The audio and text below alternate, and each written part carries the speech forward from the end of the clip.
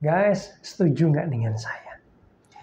Bahwa khotbah-khotbah di gereja itu harusnya isinya adalah kabar baik. Ketika jemaat dengar firman Tuhan, maka jemaat menerima sukacita, penuh kasih Tuhan, penuh dengan kesukaan. Kenapa? Karena Injil adalah kabar baik. Betul? Injil itu artinya kabar baik.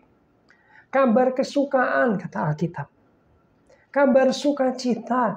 Jadi harusnya khotbah-khotbah hari Minggu maupun hari-hari yang lain, itu adalah kabar baik isinya.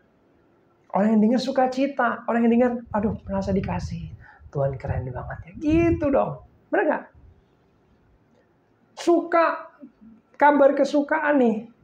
Ada kesukaan penuh. Aduh, keren banget Tuhan Yesus ya. Itu harusnya perasaan-perasaan dari umat Tuhan setelah mendengar khotbah. Bukan lagi khotbah yang mengintimidasi, nakut-nakutin. Ya, awas lu, masuk neraka lu. Kalau kamu nggak taat, masuk neraka. Guys, kita ini sudah dibenarkan. Di dalam Kristus dikatakan kita tidak berbuat dosa lagi. Kita sudah dibenarkan. Jadi kalau kita mati, kita pasti masuk surga. Ya, memang kepada orang-orang Kristen yang sudah lahir baru dan percaya Yesus sungguh-sungguh ya, bukan Kristen KTP ya, kamu pasti diselamatkan.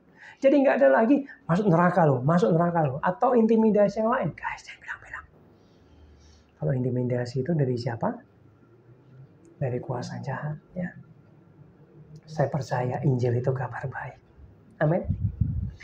Ya, kabar baik apa? Kabar baik bahwa Yesus telah menyelesaikan masalah-masalah kita di kayu salib, masalah dosa, ya, masalah kelemahan tubuh atau sakit penyakit, kesengsaraan kita dipikulnya, kutuk kita dibereskan, dipatahkan. Amin. Saya pengen baca Yesaya 53 ayat 4-5. Tetapi sesungguhnya, ingat ini, penyakit kitalah yang ditanggungnya. Yesus menjanjikan kesembuhan penyakit daripada penyakit. Amin. Terima dengan iman. Ya, Yesus sudah menyelesaikan sakit penyakitmu di kayu salib. Dan kesengsaraan kita dipikulnya. Ya, kita nggak harus sengsara lagi karena sengsara kita sudah diangkat Yesus dan ditanggung Yesus di kayu salib. Kita nggak harus, kita nggak perlu. Kita nggak boleh bahasa saya sengsara lagi. Karena semua kesengsaraan kita sudah ditanggung Yesus kayu salib. Percaya dengan iman maka terjadi. Ya, kesengsaraan sakit tubuh, kesengsaraan permasalahan di keluarga, kesengsaraan tentang karir, kesengsaraan tentang jodoh, kesengsaraan tentang ekonomi, keuangan, semua sudah ditanggung Yesus di kayu salib. Katakan amin, amin, amin. Kabar baik. Yesus telah menyelesaikannya di kayu salib buat kita. Yesus telah merebut kemenangan dan diberikan kepada kita. Terima dengan iman, itu aja. Kemarin saya buat konten, menerima dengan iman. Percaya, kalau nggak percaya nggak dapat soalnya. Yesus bolak-balik tanya kan, kenapa engkau kurang percaya? Kenapa engkau tidak percaya? Percaya saudara, semua permasalahanmu, kesengsaraanmu sudah ditanggung Yesus di kayu salib. Katakan amin.